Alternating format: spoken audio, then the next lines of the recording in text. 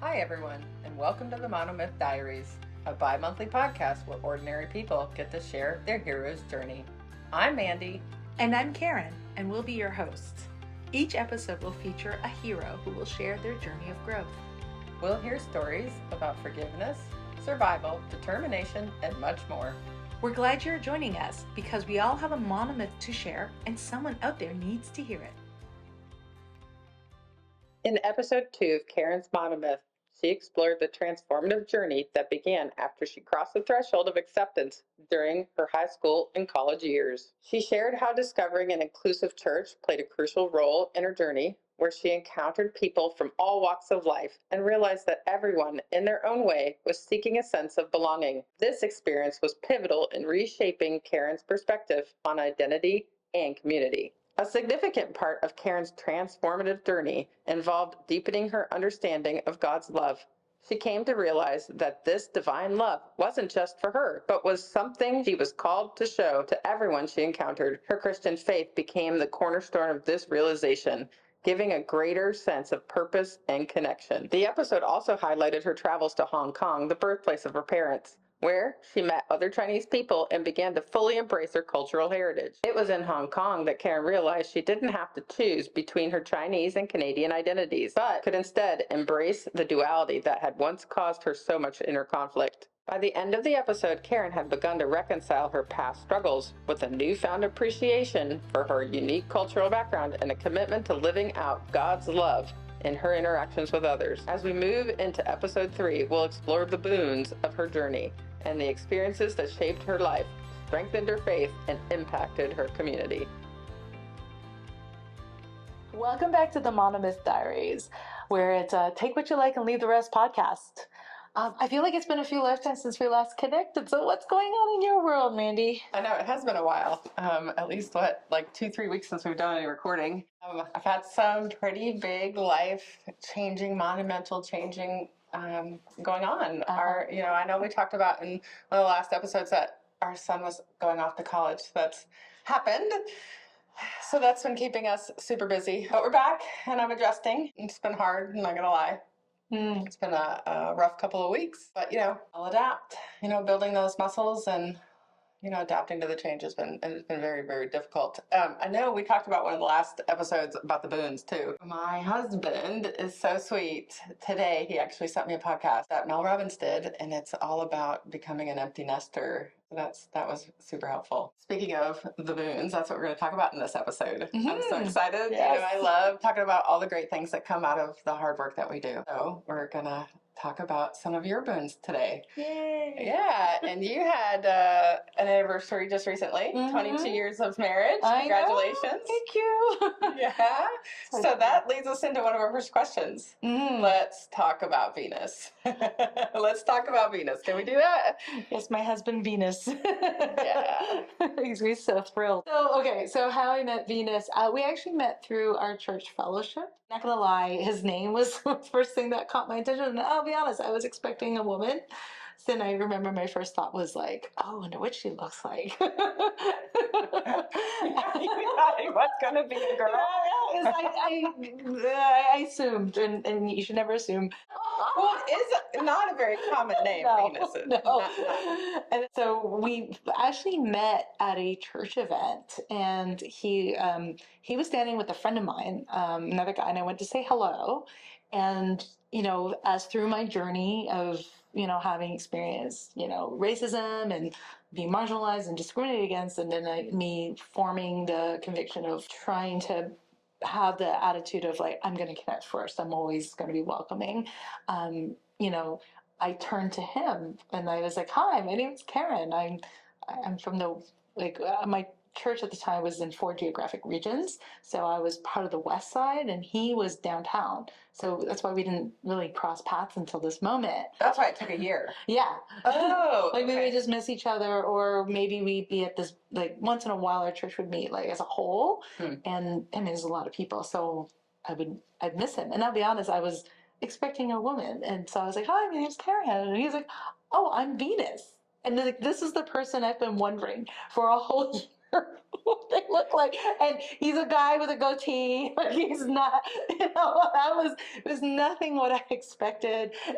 My first words out of my mouth was like, "You're Venus, but you're a guy." Like it was total inside voice speaking out loud. And I remembered in that moment, I went, "Oh," like I covered my mouth. I was humiliated and I ran out. And then I avoided him for another, I don't know, so many months before I kind of like, I saw him at another event and I was like, okay, time to go eat humble pie because I got like that. So how old were you when this was happening? Gosh, like 18, 19 years old. Like Okay. very young. So I felt maybe turning 20. Like it was like total foot in your mouth. And then I would avoid him because I was so embarrassed. And then I was like, okay, I need to stop the weirdness. And then I got to know him and we became really good friends for like 4 years. Like we were buddies. Okay. And he was one of the people like I felt like family and I felt very comfortable with. To the point where like I was setting him up with other people because I was in denial. So you met him when you were somewhere in your Yeah. early college. Yes. Was he going to the same college No. as well? No, he was at a different school. Okay, so two different schools. Yeah. Same church. Yes. But different Like branches, different different groups. sectors? Yeah, and every once in a while, like the campus students would kind of get together and have like what we would call a congregational meetup, like a congregational campus devotional was the formal term, and that's where we would get to know each other. And that happened like maybe once a month, once every few months. It wasn't frequent. Okay. So that's how we got to meet. And I'll be honest, like he was not what I thought. I had no clue this was going to be my future husband. Okay. So we were good friends, and a lot of how our friendship built was we would volunteer. We would find ourselves volunteering at the same events, like serving kids, serving Okay. like the community. And he was always there, and I was always there because I guess both of us bonded over the same spirit of giving service. And then also like when he found out I was taking film studies in my school, like in university, he would crash my classes when he found out like my class was to watch a screening of I was taking a contemporary popular American film class. So he was like, "You're watching Empire Strikes Back for school?" And I was like, "Yeah." He's like, "Can I come?" And I was like, "Yeah, sure." And so then he would just come along and tag along. So that was like we also bonded over like our love of movies. But we were just really great friends first.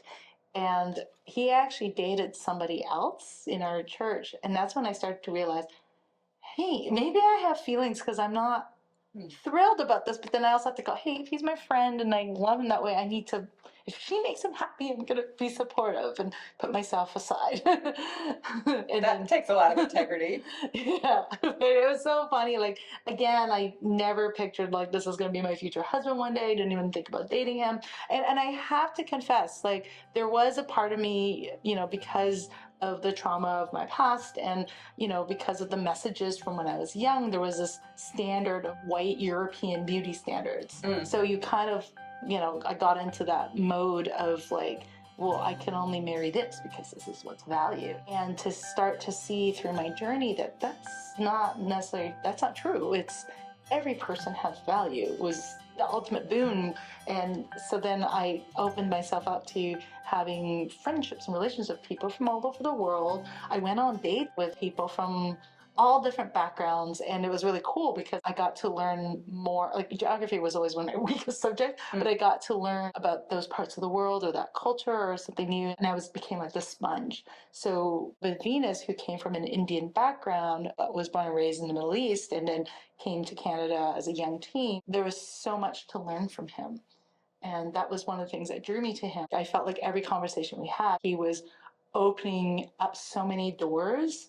And I also think, I hope that I was also returning that as well. I was showing him things that, I had grown up with and exposing him to new stuff as well. And that was kind of where things started to really click. So it sounds like you had some really great gifts in there, some good boons. So Yeah.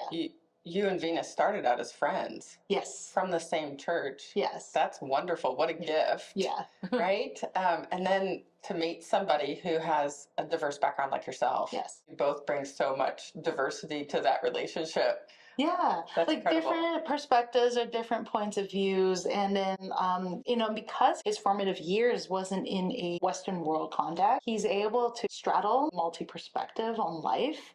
And that was kind of like, well, that related to how I felt like having, being raised in a family from a very Eastern culture and Eastern history but also adapting to life in the West. And and I also saw like how confident he was. He would, let's go for Indian food. Oh, this is how they do it in India. He wouldn't be phased. It was just natural to him. Because as a young person, he had a lot of exposure. Yes. He would travel to India as well. His father worked for an airline, so he got to go around the world. Oh, so he really had a lot of exposure Yeah. to diversity already. Yes, he had an uncle in Germany. He had aunts and uncles in Australia. He visited and been in many countries. Yeah. Oh, so he's a huge part of your journey and learning. Big. Okay. Big time. All right. One of the things you told me too, I know we didn't talk about this, but I'm gonna bring it up anyway. Go for it. One time when we were talking, you said one of the things that you admired about him was his leadership. Yes. Tell us about that. So he's someone that really makes you comfortable. He was the first person that I dated. We were friends for like over 4 years. We hung out a lot, but he never asked me on an actual like date, like an actual proper date. And I remember when he asked me out for dinner, it was terrifying because it's a very different space. And I'm glad I accepted. And he told me later he was also very terrified to ask that, even though we were comfortable with each other, but the idea of like, hey, if things don't work out, this could really hurt. But he made me feel so safe. Like he would take care of me. I think it was one of the things we were bonded with in each other is that we're caretakers. We're sensitive to how others may feel or perceive us or whatever, and we want people to feel comfortable. He tries to get people to feel comfortable. He doesn't try to strong on people, but then he'll also present like his thinking and the logic behind what he thinks. And that taught me to kind of go like, this isn't about bullying someone into believing something or understanding something or accepting something. It's about like getting them to see a point of view. And then he was raised in a family with strong boundaries and limits. So with that, he would respect boundaries and limits. Being able to say no was very foreign to me. It wasn't necessarily an act of hate or whatever or disrespect. This is the extent of what I can give in setting those boundaries and limits. It was something I had to learn from early in our marriage, and it was life changing. And an attractive quality. Incredibly. Yeah. Especially because you're in the middle of your journey. Yes. Of being open to all of these new ideas. Yes. Awesome. Oh my gosh, you guys have such an amazing relationship. You have such a sweet husband. Oh. Let's now talk about some of the key lessons you've learned about relationships along your journey. Okay. Well, along that journey, alluded to earlier, I had to really confront both external racism I experienced and ultimately the internal racism I had experienced, and then being open to building and meeting friends of people from different races and different backgrounds. Felt like the definitive chapter was opening myself up to loving and dating and then eventually marrying someone who was from a different background and race from me and from what I was used to. So that was huge. And then it helped me to be like really foster that conviction of like accepting every person I come across. Because who knows? Like I said, I had no idea this guy was gonna be my future husband one day. So you never know like that person you're meeting, that you're talking to, like where that journey together, where that friendship or relationship can grow from there. There's so much possibility. And to not limit yourself just because of this, that, or the other, whether it's a disability or whether it's a perspective or a value system. There's always something that you can learn from that person. I love that. And you're learning this with Venus, and you're taking this into your life moving forward. Correct. That's I love that. So, okay, so you guys get married, right? Yeah. So, and we said you've been married for 22 years. I know. I know. Still feels like yesterday. It does. So you're taking this lesson with you. Mm-hmm. What other lessons are you getting along the way? So, and because we had met in a faith-based environment, we both held the conviction of learning about God and walking with God and having that relationship. And really talking about God's unconditional love and also challenging each other in the same way God's love is unconditional and embraces everybody, to live that, to be that example. And you're getting to do this with Venus because you're from the same church. Yes. Think of the example, like when we think of like Jesus who came in human form as a human goes to connect with people on their level. You know, I mean, he was persecuted for hanging out with prostitutes and drunkards, as you know, he was accused of, but he wore it like a badge of honor, and I need to follow and imitate that level of loving. And it's so amazing because I think about like in the past where I'd be fearful and hold back, I wouldn't have the foundation of friends and connections that I have today because I'm gay. Like, let me get to know this person and see each person as an individual. This person has a story. Great decisions or poor decisions. Every person was loved. Like comes with emotions and feelings and experiences. They have their own joys and victories, but they also have their trauma and their pain. And then to learn to try to bond through that connection of what can I learn from this person? What wisdom can they share with me? Even if it's to say, hey, don't do what I did. But that's still incredibly valuable. I feel honored. It's a gift that they would share with me. Through that journey, I learned the skill and gift of adaptability. Before it was adapting to survive because I didn't want to look too different or be weird or whatever and not be accepted. Now I've be able to pivot that the spirit of adaptation. It's not about people pleasing, but it's about helping people to connect, and we have a connection. So then it's a place where I can inject my authenticity, be a safe place, and accept that person so that they can feel safe to be vulnerable. I love that you said that you adapted when you were younger to survive, and you've taken that skill and just used it in a different way. I love that. I've always referred to it as being a chameleon. Yes. Where I can adapt to my environment, and I did it as a young person. Yeah. To survive. Yes. To blend in so that I wouldn't stand out. But you're using it now to adapt yourself to help you understand where other people are coming from. Exactly. That's beautiful. I've never really thought about, taking those skills that you learn as a young person and using them, just transforming them into another usable tool. Pain and trauma is something I think every person can relate to on some level. The reasons for those pain and trauma is not necessarily identical, but we can understand when someone's hurting, and we can understand, well, what do they need? They need comfort, they need relief, they need something. And that's something we can all try to support with one another. And also to know that that pain needs to be validated, that you're not crazy for feeling this way. It's there. The first step towards healing is to be able to accept it. That's a real gift, to be able to empathize with somebody else. I think you shared that you had one more key point or key lesson that you took with you. Oh, yes. So I also had to learn to listen, to be curious. Like I think like for a long time when I was, less mature, it was about arguing to be right. But that's not what necessarily people need. It's listening to understand and to go like, hey, this isn't about me. This is about elevating the person beside me and helping them to feel validated as a person. And then usually in turn, I find that they come back and do the same for me. Mm-hmm. And I like to dream of a world where everybody did that with one another. So, but really taking the stance of like being outward focused and not making it about me. If we can really, when we think about golden rule or treat others as you wish to be treated, if everybody did that with respect and with grace and with dignity, and we treated every person like that and not assume what that person needs, but to give them the dignity to go like, hey, how can I help?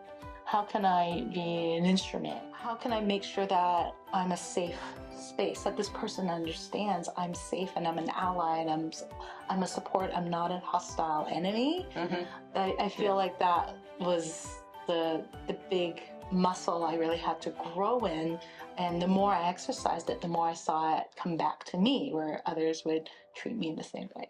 I love that you say exercise it, because listening to understand is a skill. I think it's something people have to work on all the time. I know I have to work on it all the time. Is my job right now to listen to understand, or is it, am I listening to respond? And most of the time, I find people want you just to listen. Yes. Just to listen to understand. You know, they don't want a response. Like you said, when you're responding, it's usually because it's about me. Yeah. But if I'm listening to understand, I'm keeping it about you. Exactly. Yeah. And the whole like, and I always have to go back to, and sometimes like I struggle with that all the time. And I have to go, okay, this person has value, this person has worth. I need to just listen. Mm-hmm. You know, they're for whatever reason they're in my path. There's a reason for this. Let me just listen and let me learn. Yeah, and it's hard. It's a muscle that you have to work on. I know when I first started having sponsees, I know we've talked about how I have a sponsor, but I also have sponsees. Yeah. And I used to say to my sponsor, what do I do? Yeah. And she said, Mandy, your job is to listen. Yeah.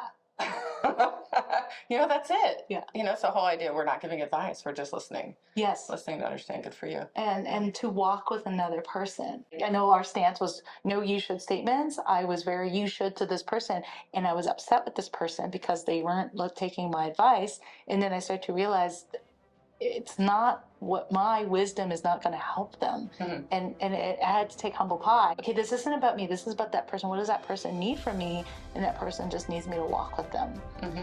Hold their hand. Exactly. It's a holding to approach. Trust, and ultimately to trust God that, okay, if whatever lesson they're going to learn is going to come from above, it's not about me. Because ultimately they're the ones that are going to live with the consequence, not me. Like, you know, like, I'm not saying it's none of my business, but it's more of, I need to give them that dignity and respect to respect their choice, even if I completely disagree with it and I don't love it. But their value and worth as an individual, they have that right to make that decision. My job is to listen and to walk with them and to go, okay, I'm with you. Our next question then kind of leads right from what we're talking about. In what ways has your journey equipped you with tools to handle conflicts? Okay, so one example I'm thinking of was so when we first moved to the US, I wasn't working, but I was volunteering a lot. And I was volunteering in my son's elementary school parent teacher organization. Mm-hmm. And I somehow found myself in one of the executive roles. I was like, okay, I don't know how I got here, but I'm here to serve, I'm here to help. And it was also a chance for me to kind of learn that culture, like what an American school experience was going to be like. Because, you know, when I grew up, there was, as far as I knew, there wasn't anything like that. There wasn't a parent teacher organization or parent group that would grow. And I mean, they work hard. They work hard to give the best experience they could possibly give. And there was one parent in particular who, for whatever reason, just bumped with the others. You know, others didn't get along with them. And I'm sad to say there was a lot of gossip about that person. And I could tell this person is spending a lot of time and energy. They want to help. And sure, maybe their approach was a bit rough, but I could see there's a desire. Time is your most valuable resource. Why would you spend your time and energy and effort in something that doesn't mean something to you? So I could tell this person cares about the kids and cares about the school. And wants to give back. And wants to give ultimately. So I said to the rest of the executives, I'm going to take this person out for lunch. And I met up with this person for lunch. And this person came in guarded. I'm new here. This is a great chance for us to get to know each other. You know, let me get to know you. And by the end of lunch, we were laughing. And she let her guard down. And she said, I came in expecting to be yelled at, because it's happened in the past. It's that whole idea. She's bringing that with her to that experience. Yeah, and I felt so sad. So then we actually became really good friends after that. I became that safe person for her in that school environment. So then she relaxed, and then she became one of our greatest volunteers. For me, it was about how can I make this person who doesn't feel welcome for whatever reason to feel welcome and to become feeling organic in the community. Because I know what it's like. I know what it's like to be ostracized or whatever. And she softened and wasn't so rough because she had one person in her corner. And then over time, she became a lot more accepted. Ultimately, that's what you want. Right. It's that idea that you talked about. You were able to understand her pain that she had experienced. Yeah. Because you had suffered a similar pain. Exactly. I think sometimes when you're an immigrant to a country, you see these institutions and these infrastructures, but you kind of don't know how to fit in. So you kind of just stay to the sidelines. So my son used to take the bus to school, and there was a large Indian community in my neighborhood. I was kind of new, and I walked up to one of the moms. Like I'd see them kind of standing at the bus stop, and I'd start talking to them. And then I said, "Do you mind me asking, where do you guys get groceries?" And they kind of named off like your standard American stores. And I said, "No, no, no, I'm looking for," and I named off a few like Indian ingredients. And my husband's actually Indian. We like to make some Indian dishes. And getting onto that common ground, I got pulled into their community. They used to go for walks. We would walk together. And because then when I became one of the executives on the parent teacher organization, I would encourage them to come volunteer. Your kids go to this school. We need your help. And then it was so cool to see how initially they didn't feel they would be welcome to seeing them, taking charge on some certain activities, because I knew what it was like to be new. I was new, and I was like, "Hey, I'm new too. Let's all be new together." And let's just try to help out with service, using service, and contribute towards the community. And so it was really cool to start to see how it went from like a mostly just American team of volunteers to groups that you didn't really see before. Multicultural. Yeah. And I think a lot of it was they just needed that invitation. Please have a seat at this table. I love that you said you found a common ground. It goes back to the idea of the chameleon. You're trying to create this common ground for people to be comfortable, like you talked about with your husband. Yeah. You bring so many of that into these situations, so many of the lessons that you've talked about into these situations. So Karen, are there any other boons you want to share with us? Absolutely. Okay. My friendship with you. Oh, I'm honored. I definitely, so when we first moved here and we didn't really know anybody, and my son's a Boy Scout. Mm-hmm. And so we were checking out different scout troops to figure out which would be the one that would be the best fit for our son and for our family. And I remembered, I think we talked to maybe 6 different groups. And I'm sorry to say, not all of them were very welcoming. But then when I got in contact with you, you called me and we had a long conversation. I remember. And you related to, having to move around for your significant other's career. And you were being the one inviting me to have a seat at your table.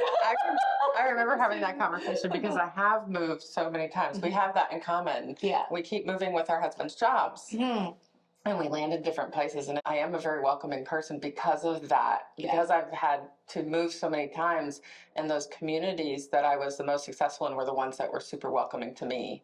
Yes. And so I tried to extend that to other people. And I knew we connected right away because you had moved. And I remember telling you, you have to come and check out our troop. It's super diverse. Yes. We had people from all over the world in one place. And I remember sharing that with you. And that really meant a lot. And I feel like the combination of my boons, I could see in the life my son is leading.